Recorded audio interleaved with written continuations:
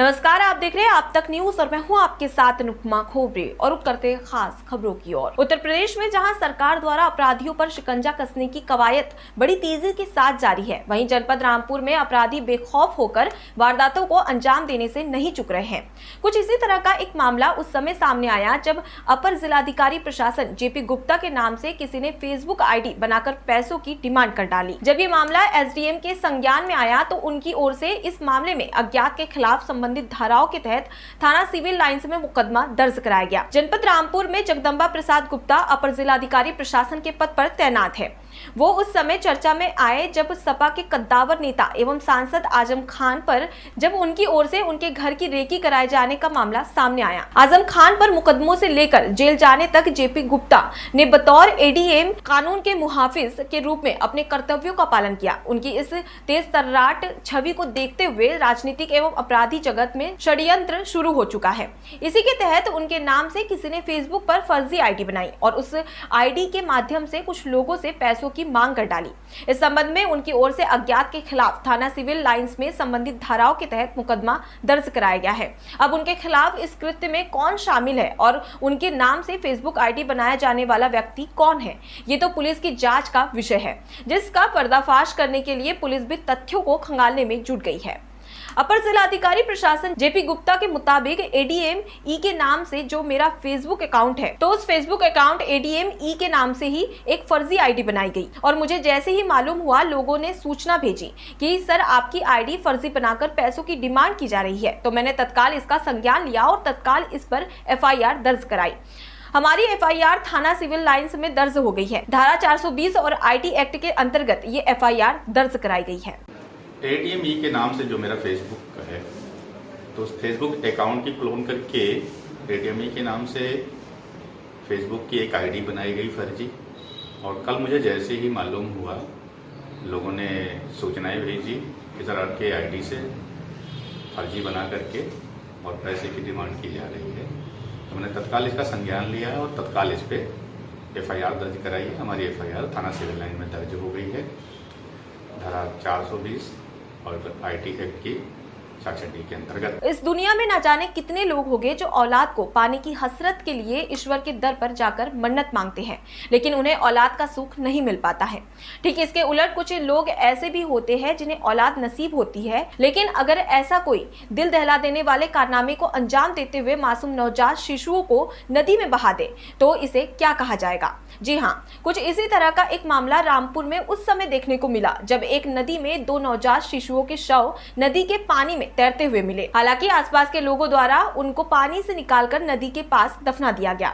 जनपद रामपुर के थाना बिलासपुर स्थित भाखड़ा नदी के पानी में 2 नवजात शिशुओं के शव तैरते हुए देखकर लोगों ने अपने दांतों तले उंगलियां दबा ली। इंसानियत को शर्मसार कर देने वाली इस घटना ने लोगों को सकते में डाल दिया। किसी ने बीते दिन भी ऐसी ही काली करतूत को अंजाम देते हुए एक नवजात शिशु के शव को नदी में फेंक दिया था और जिसे आसपास के लोगों द्वारा बाहर निकालकर दफना दिया गया।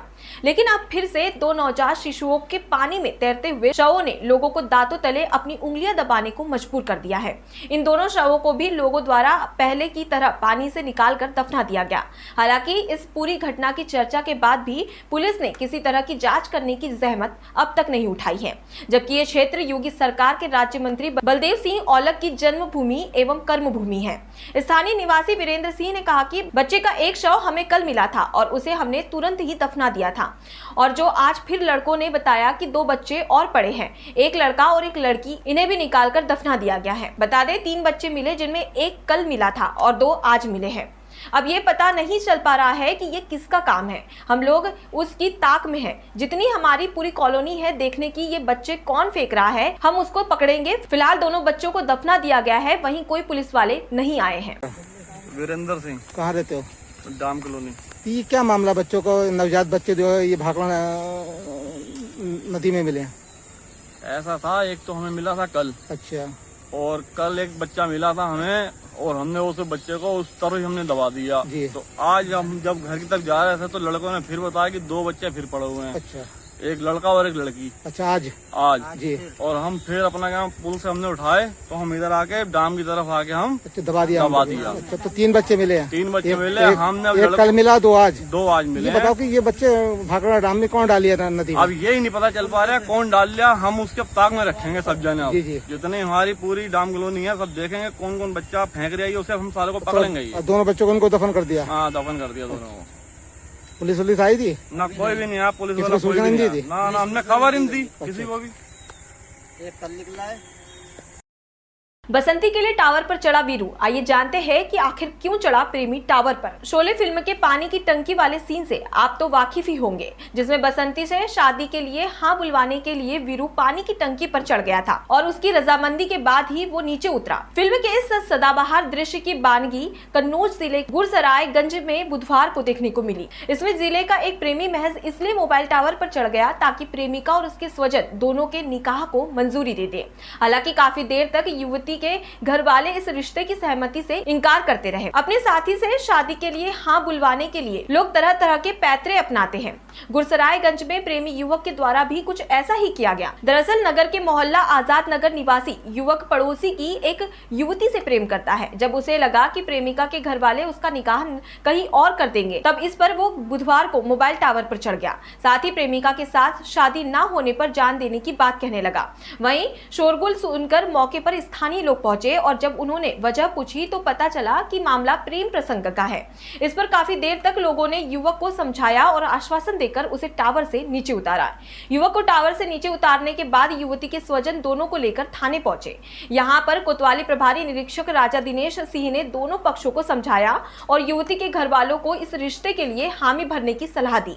पुलिस और पड़ोसियों की राय सही लगने पर युवती के स्वजन उसके प्रेमी से ही निकाह कराने को राजी हो गए। हालांकि इसके बाद ये वाकया आसपास के मोहल्लों में चर्चा का विषय बना। केंद्रीय मंत्री मुख्तार अब्बास नकवी आज जिला अस्पताल पहुंचे, जहां पर उन्होंने अस्पताल की व्यवस्थाओं का जायजा लिया और उन्होंने कोरोना संक्रमित मरीजों से भी अस्पताल की व्यवस्थाओं के बारे में पूछा। केंद्रीय मंत्री मुख्तार अब्बास नकवी के साथ राज्य मंत्री बलदेव सिंह ओलक भी साथ थे। दोनों ने ही अस्पताल के कई वार्डों में जाकर मरीजों से उनके तीमारदारों से पूछताछ की। इस दौरान मुख्य चिकित्सा अधिकारी सहित स्वास्थ्य विभाग के तमाम आला अधिकारी मौजूद थे। केंद्रीय मंत्री मुख्तार अब्बास नकवी ने मीडिया से बात करते हुए कहा कि हमारा देश 140 करोड़ की आबादी वाला देश है। देश के हर हिस्से में कोविड महामारी फैली हुई है। इस बीमारी से जो लोग संक्रमित हैं, उनकी सेहत और सलामती के लिए सरकार जिला अस्पताल और प्रशासन काम कर रहा है। जिला अस्पताल में बेहतर तरीके से काम हो रहा है। केंद्रीय मंत्री ने कहा कि ये वक्त ऐसा है, लोगों में भय और भ्रम नहीं बल्कि भरोसा पैदा करने की जरूरत है। केंद्रीय मंत्री ने कहा कि दूसरी लहर में मीडिया, स्टाफ, सरकार ने और समाज ने जिस मजबूती के साथ काम किया है वो भी काफी हद तक कमजोर हुई है। रामपुर में ऑक्सीजन की और वेंटिलेटर की समस्या का समाधान हुआ है। पहले हमारे पास कुछ नहीं था, सब हमें बाहर से मंगवाना पड़ता था। अब इस वक्त करोड़ों लोगों को वैक्सीन लग चुकी है और करोड़ों लोगों को वैक्सीन लगाई जा रही है। हमारे देश 140 करोड़ की आबादी वाला देश है और हमारा यही संकल्प है कि जल्द से जल्द सभी को वैक्सीन लग जाए। हमारा देश 140 की आबादी का देश है। अगर किसी भी देश का हमसे मुकाबला हो तो वो कोई 5 करोड़, कोई 10 करोड़, कोई 25 करोड़। अगर कोई सोचता होगा कि 25 करोड़ से 140 करोड़ का मुकाबला होगा तो ये ऐसा नहीं होगा। यहाँ पर सभी लोग, हमारे प्रशासनिक अधिकारी, पैरामेडिकल स्टाफ, हमारी सारी व्यवस्थाएं, उत्तर प्रदेश की योगी सरकार, केंद्र की मोदी सरकार, सभी लोग लगे हुए हैं। जल्द से जल्द देश उभरेगा और संभलेगा। कैबिनेट मंत्री ने कहा कि हमें पैनिक नहीं करना चाहिए। प्रिकॉशन और प्रिवेंशन जरूरी है। हमें भय की जरूरत नहीं है, लेकिन सावधानी और संयम जरूरी है। समाज भी, सरकार भी पूरे संकल्प के साथ, संवेदनशीलता के साथ काम कर रहा है। हमारा देश 140 करोड़ की आबादी वाला देश है और देश के हर हिस्से में ये जो कोविड महामारी है उससे जो प्रताड़ित और पीड़ित लोग हैं उनको सेहत अता हो, उनकी सेहत और सलामती के संकल्प के साथ सरकार, प्रशासन सभी काम कर रहा है। रामपुर के में जिला अस्पताल में चाहे ऑक्सीजन की सुविधा हो, वेंटिलेटर की सुविधा हो, कोविड पेशेंट के सेहत और सलामती की सुविधा हो, बेहतर तरीके से काम हो रहा है। और ये एक बहुत ही संकट का समय है। संवेदनशील तरीके से सभी को लोगों की सेहत सलामती के लिए काम करना चाहिए। ये वक्त ऐसा है कि जब भय और भ्रम नहीं बल्कि लोगों में भरोसा पैदा करने की ज़रूरत है और इस दिशा में सभी लोग काम कर रहे हैं। फिलहाल के लिए इतना ही। खबरों का सिलसिला लगातार जारी है। आप बने रहिए आप तक न्यूज के साथ। नमस्कार।